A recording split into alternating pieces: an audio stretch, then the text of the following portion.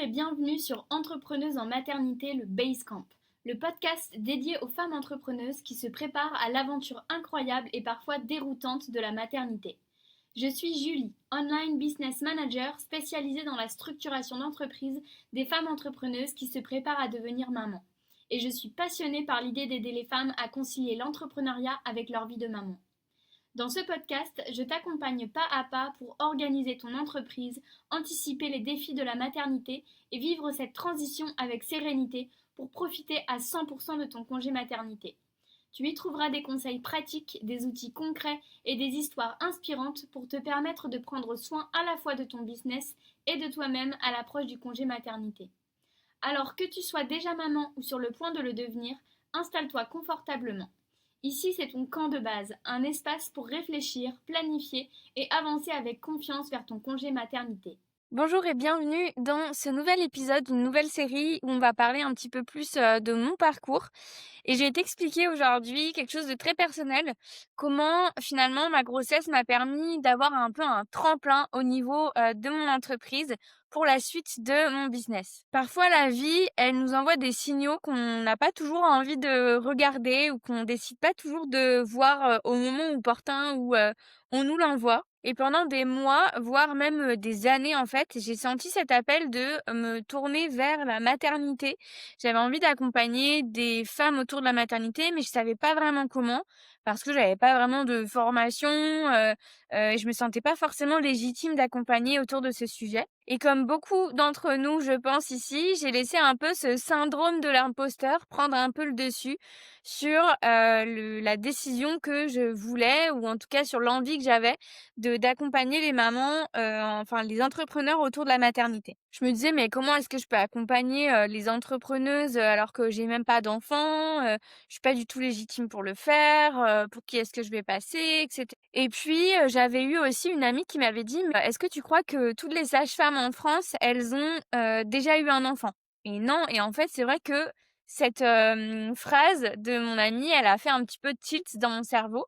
Et donc j'ai commencé en fait à envisager de pouvoir, changer mon positionnement dans mes accompagnements à partir de, on va dire décembre, 2024, où j'ai commencé à me dire que ça serait, potentiellement possible. Et en janvier, j'ai commencé un peu à travailler dans l'ombre, en coulisses, pour voir comment est-ce que je pouvais changer les choses. Et puis au mois de février, il y a 2 petites lignes roses qui ont changé complètement la donne. Donc dans cet épisode, je vais te raconter comment j'ai un petit peu, navigué entre, mes doutes, mes peurs, mes interrogations, et finalement comment j'ai, décidé de transformer, cet événement personnel, ce changement de vie un petit peu, en opportunité professionnelle pour la suite. Donc aujourd'hui, je vais te livrer un petit peu les coulisses de cette préparation personnelle avec toute mon authenticité, ce qui m'a traversée pendant, toute cette période, pour que, bah, si toi aussi tu hésites à faire peut-être un bond professionnel pendant ta grossesse, tu oses le faire, parce que, pour moi c'est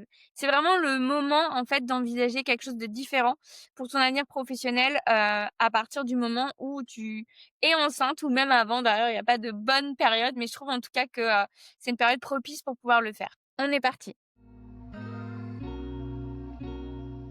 Je pense qu'on l'a tous déjà entendu, cette petite voix intérieure qui nous appelle vers un chemin, mais finalement la raison, ou la logique, la peur aussi parfois, qui, nous force en fait à rester, et ne pas écouter cette petite voix. Et ben, c'était mon quotidien depuis un petit moment, depuis plusieurs années, je pense. J'accompagnais, des femmes entrepreneuses de manière généraliste. En fait, j'avais pas forcément de niche comme on appelle, même si j'aime pas, parler de niche, mais j'avais vraiment cet attrait vers, la partie maternité.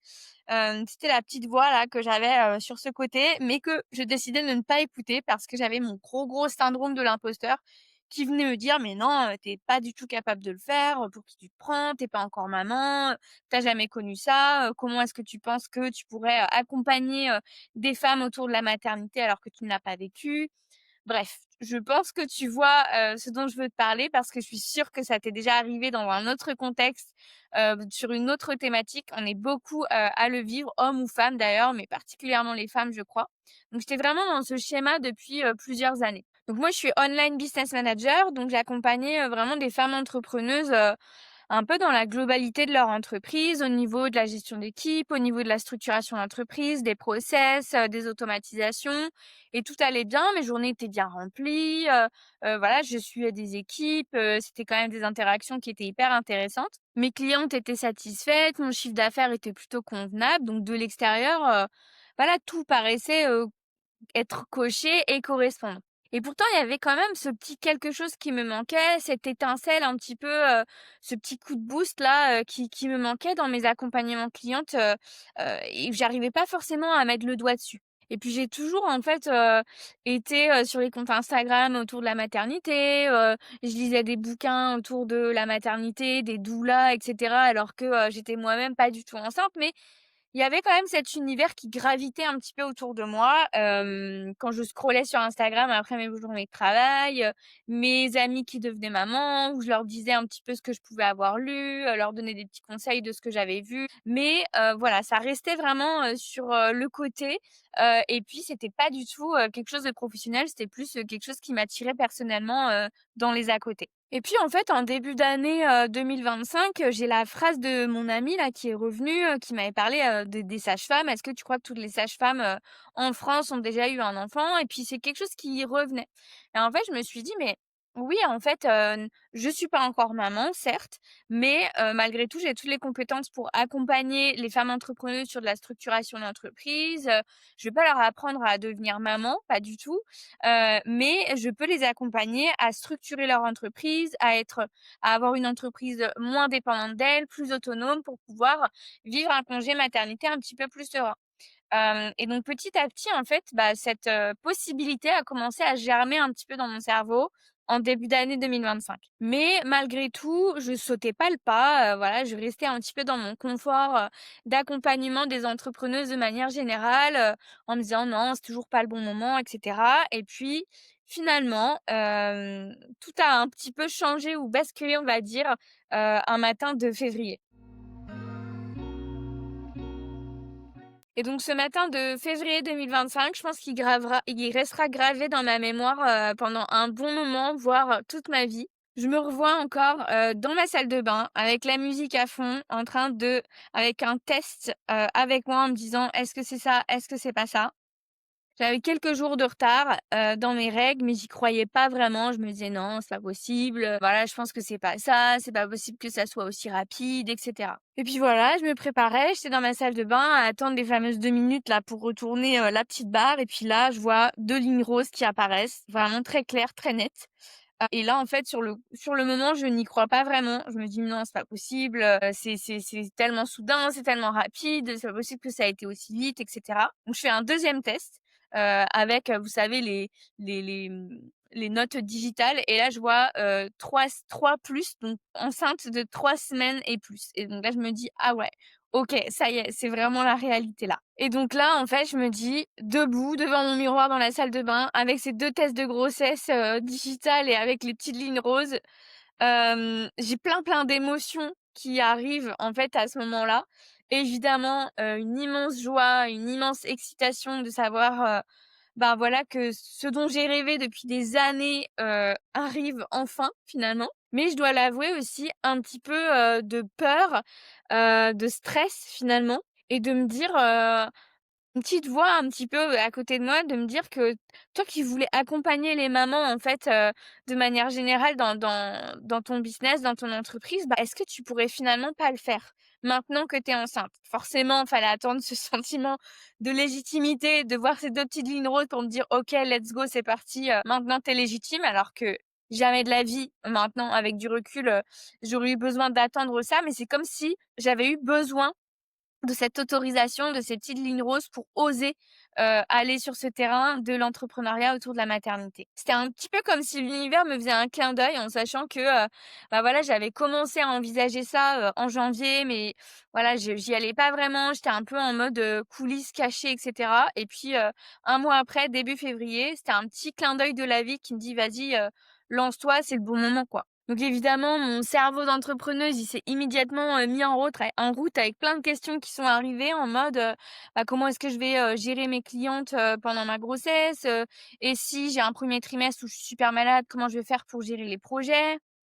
Combien de temps est-ce que je vais avoir besoin pour préparer mon congé maternité? Parce que pour moi, c'était inenvisageable de ne pas prendre de congé maternité, voilà, pour cette première grossesse. Donc voilà, j'ai commencé à avoir un peu ces questionnements qui sont arrivés dans ma tête. Je me demandais, bah, est-ce que c'est, le moment que j'attendais pour faire un peu ce pivot, de cible dans mon entreprise? Est-ce que vraiment tu y vas? Est-ce que tu y vas pas? Est-ce que ça va faire trop avec la grossesse? Donc finalement, ce test positif là dans ma salle de bain un matin de février, c'est devenu bien plus qu'un juste un simple test de grossesse positif qui est déjà, super et qui est déjà énorme. C'est devenu un peu l'élément, déclencheur, de d'un changement professionnel dans mon entreprise. C'est devenu le déclencheur dont j'avais besoin pour oser faire ce mouvement, pour oser, pivoter, en fait. Oser me réinventer, oser me spécialiser, oser m'affirmer dans ce que j'avais vraiment envie et oser accompagner sur un sujet, qui me tient particulièrement à cœur, en y apportant mes compétences, mes connaissances, voilà, d'accompagnement en tant qu'OBM. Et donc petit à petit après, voilà, évidemment quelques jours après, quelques semaines après cette annonce, cette question de légitimité, en fait, que je ressentais avant, elle a commencé un peu à se dissiper parce que je me suis dit, en fait, j'ai un peu, compris ou réalisé quelque chose, c'est que, mon expertise de online business manager, d'organisation, de structuration d'entreprise, j'allais pouvoir, le mettre, en fait, à disposition, de ces nouvelles clientes un petit peu, de femmes entrepreneuses en projet de maternité et combiné à mon expérience, personnelle de la grossesse, de mettre à la place de mes clientes, de mes futures clientes,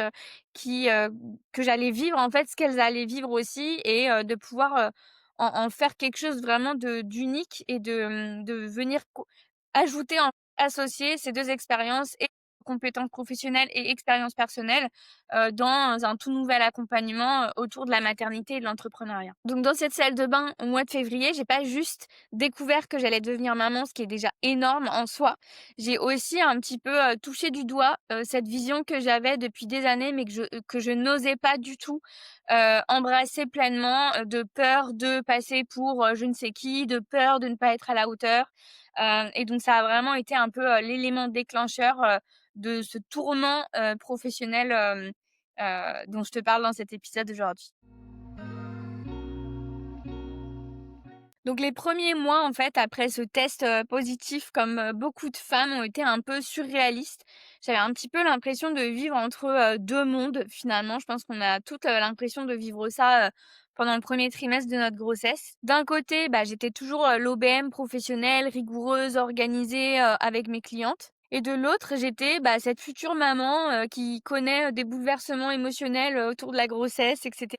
Donc c'était un peu vraiment un je dirais même un exercice d'équilibriste entre les 2, parce que, bah, tu vis des bouleversements, des émotions hyper intenses en toi, mais malgré tout, ben, tu dois continuer ton quotidien professionnel comme si de rien n'était.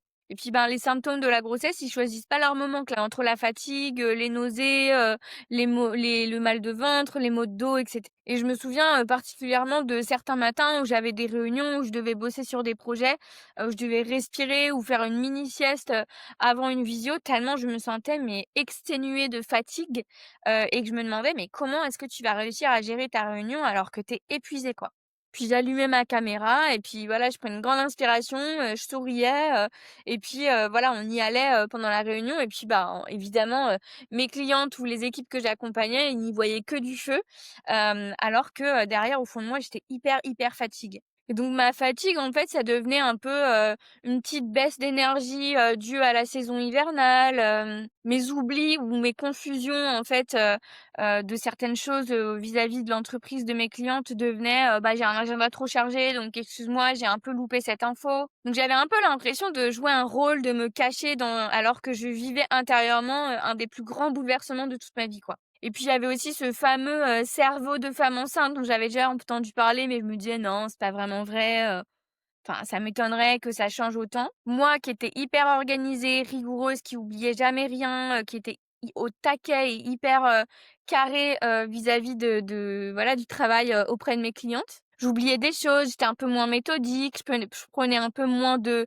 pincettes, où je mettais moins de forme dans la façon dont je parlais aux équipes ou dont je répondais sur des sujets. Et malgré tout, j'ai eu beaucoup de chance, pendant mon 1er trimestre de grossesse parce que j'ai pas eu du tout, de nausées, de vomissements et cetera. Donc ça, vraiment, je m'estime hyper chanceuse, par rapport à ça et qui m'ont aidée, voilà, à continuer un petit peu comme si de rien n'était.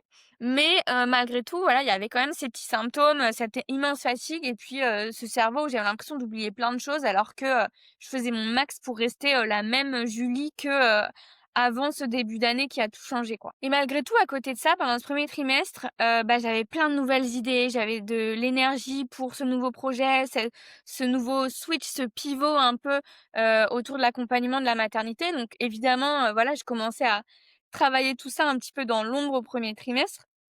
Mais vraiment, j'avais plein de choses à dire. Je me rendais compte que, voilà, il y avait, plein de choses sur lesquelles, je pouvais accompagner.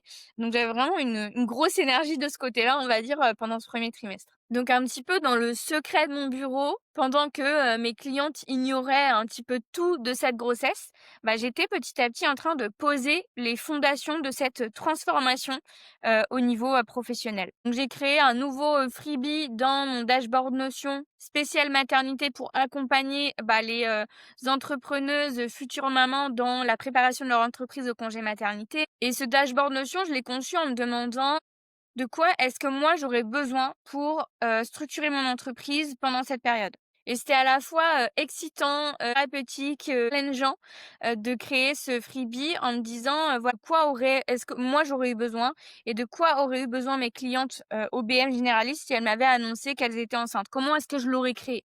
Et donc voilà, c'était un petit peu la première pièce à l'édifice que j'ai travaillé un peu en coulisses, lors de ces premiers mois alors que tout était encore, très caché. Il y a aussi les premières lignes de mon futur programme, le Basecamp Maternité, qui ont commencé à s'écrire. Je notais toutes mes idées, mes réflexions, mes envies. Je voulais vraiment un peu capturer, cette expérience, ces nouvelles idées que j'avais envie de manière un peu brute pour les exploiter un petit peu plus tard. Et puis petit à petit, je commençais aussi à préparer les grandes lignes de ma communication en me disant, voilà, il va falloir que tu anticipes aussi ta communication, pour ton congé maternité.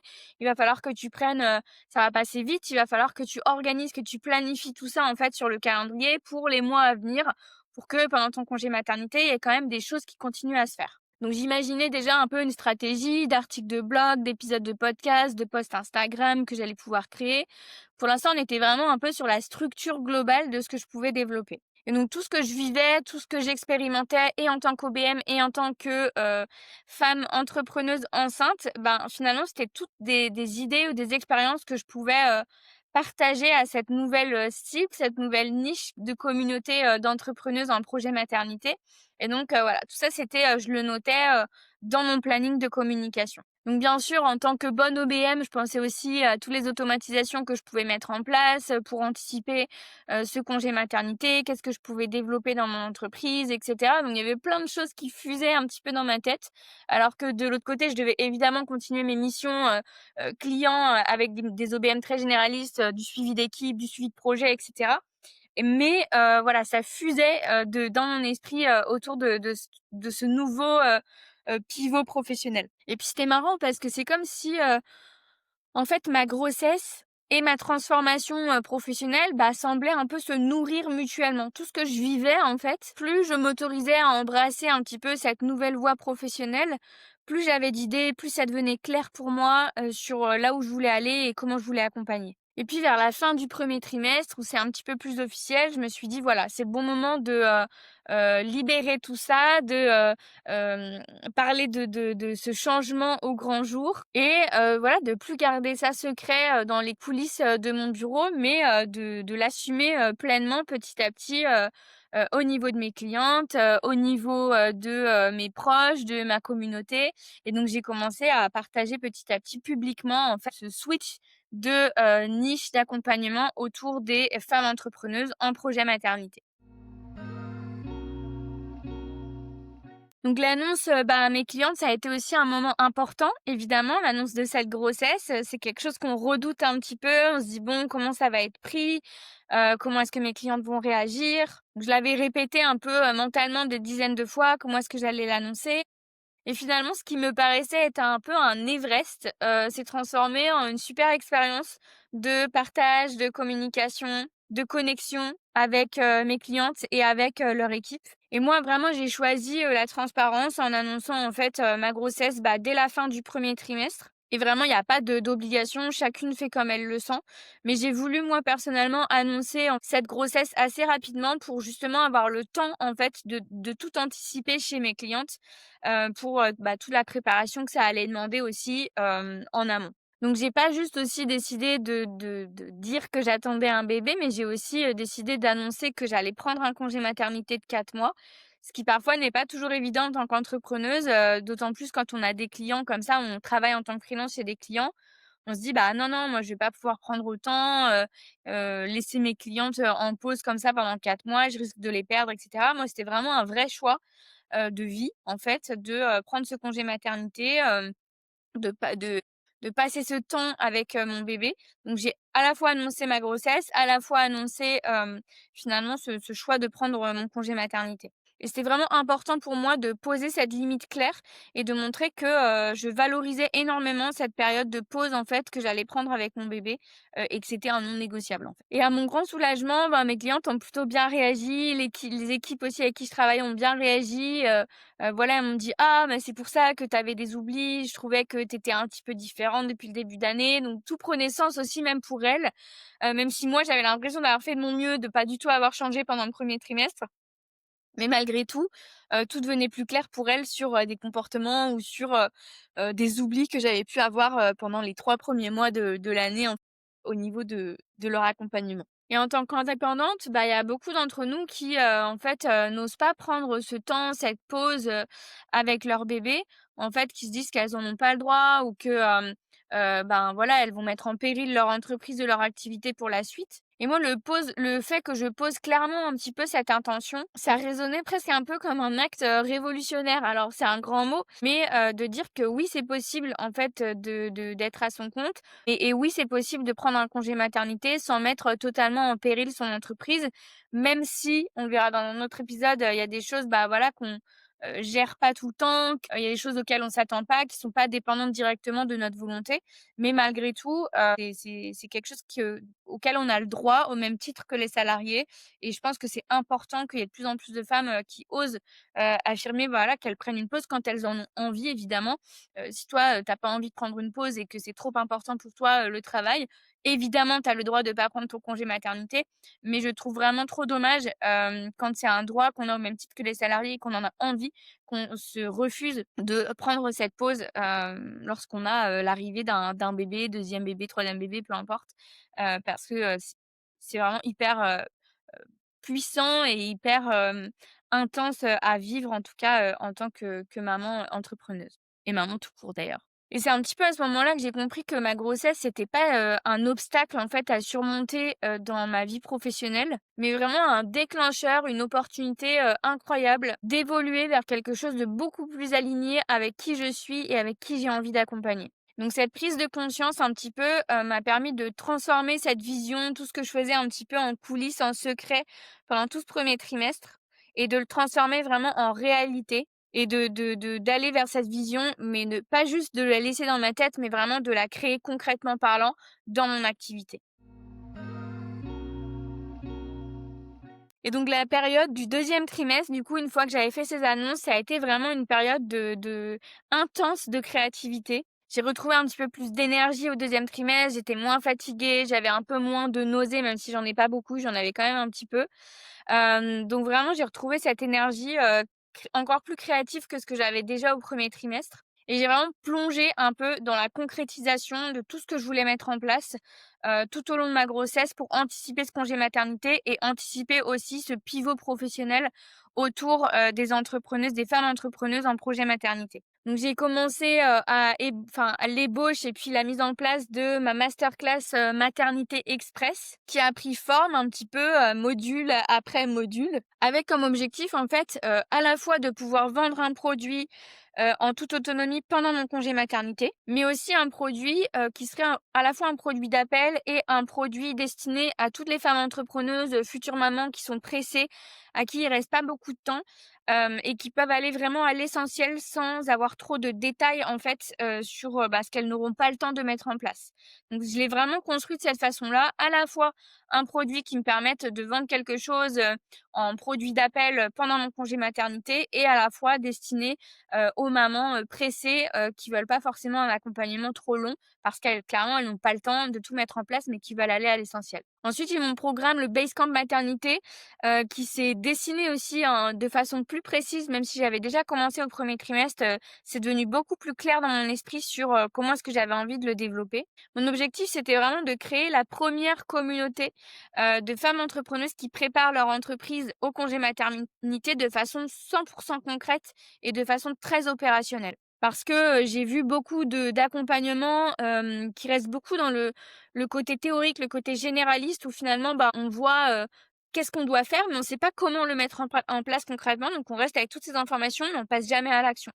Donc là, pour moi, l'objectif et dans ma vision d'accompagnement sur le Basecamp maternité, c'était vraiment de créer la première communauté concrète où à la fois on partage ses expériences, de femmes entrepreneuses sur ce qu'on a réussi à mettre en place et à la fois d'avoir des choses, des tutos, des accompagnements très concrets sur comment est-ce qu'on le fait, et de pouvoir vraiment avoir des choses prêtes à l'emploi, pour pas perdre de temps parce que clairement, on est prise par le temps pendant notre grossesse pour pouvoir préparer son entreprise au congé maternité. Donc les journées, étaient quand même assez intenses, pendant ce deuxième trimestre, mais tellement enrichissantes. J'étais tellement excitée de voir tout ce qui sortait de ma tête, toute l'envie, toute l'énergie que ça me donnait, que c'était vraiment hyper puissant. Donc je me souviens, voilà, de passer, des après-midi, des journées entières à écrire du contenu, à préparer, des slides, pour enregistrer des vidéos et alors que mon ventre, s'arrondissait petit à petit et que je commençais à sentir des petits kicks, par-ci par-là dans le ventre. Et donc petit à petit, j'ai commencé aussi, à mettre en place cette stratégie aussi de communication avec des articles de blog, qui étaient très, opérationnels et concrets en fait sur, comment structurer son entreprise en termes de process, en termes de délégation, en termes de communication, en faire découler des épisodes de podcast, de créer des posts et anticiper les posts pour mon congé maternité, de vraiment avoir un peu, cette trame, de communication, autour de cette nouvelle cible, mais aussi en prévision de mon congé maternité. Donc clairement, la fatigue, elle était quand même là, hein, j'ai pas envie de te mentir parce que c'était quand même assez intense. Je faisais tout ça à côté de mes missions clients que j'accompagnais, que je continue d'accompagner, sur la gestion d'équipe, la gestion de projet, et voilà, qui me prenait aussi beaucoup de temps et beaucoup de charge mentale. Mais l'excitation de voir un peu, mes projets, ma nouvelle direction prendre vie, était un peu, plus forte que tout ça, quoi. Finalement, j'avais pas trop non plus le luxe de, réfléchir trop longtemps parce que, clairement, les semaines, les mois passent super vite. Donc finalement, j'avais pas le temps d'attendre que tout soit parfait pour lancer, pour tester et cetera. Donc j'ai commencé à le faire petit à petit sur, la publication d'articles, mettre en place, mon dashboard Notion, commencer en fait à vraiment communiquer autour de, cette thématique et à poser mes jalons, mes grandes bases, en prévision de mon congé maternité, sans attendre que tout soit parfait. Et donc le mois de juin est arrivé avec son lot aussi de décisions, de défis, mais aussi de grandes avancées. Après des années finalement à accompagner mes clientes dans leur délégation, leur recrutement, il était temps aussi pour moi de sauter le pas pour ma propre entreprise et la décision en fait de confier ma communication à Lou, une community manager et graphiste. Ça a été vraiment un tournant aussi pour le futur de mon entreprise et vraiment la foi que je mets dans cette nouvelle direction. Je me souviens de notre première visio, de son enthousiasme vis-à-vis de mon projet, vis-à-vis de ma cible et sa compréhension vraiment presque instinctive de ma vision, de qui je suis, de qui j'ai envie d'accompagner, comment j'ai envie de les accompagner. J'ai su que c'était la bonne personne. Et pourtant, chez Pris, ça n'a pas forcément été facile. Moi qui ai l'habitude de tout contrôler dans mon entreprise et même si j'accompagne mes clientes à lâcher prise, déléguer, à apprendre à déléguer, c'était pas si évident de le faire pour moi-même. Et donc, voilà, pendant l'été 2025, je me suis plongée avec Lou dans, ma stratégie de communication. On a vu, ce qui, allait parler à ma cible, comment est-ce que j'avais envie d'accompagner, ma nouvelle cible de clientèle et de voir la façon dont elle projetait, en fait, sa vision de mon univers business dans ma communication. C'était hyper, précieux de pouvoir, faire ce travail avec elle. C'était un peu comme avoir un regard neuf, finalement, sur mon projet qui confirmait que oui, j'avais ma place dans, cette niche professionnelle, dans l'accompagnement des femmes entrepreneuses dans la préparation de leur entreprise, au congé maternité et à la suite. Donc cette expérience de délégation, ça m'a appris, vraiment à créer un système en fait qui va fonctionner, pendant mon absence, d'anticiper, les choses, de restructurer et de redonner un nouveau souffle à ma communication, mais aussi de, lâcher prise, de lâcher le contrôle, des choses qui me seront utiles, dans ma nouvelle vie de maman. Et ensuite, bah, juillet, août, on filait à une vitesse folle. Clairement, mon ventre, s'arrondissait.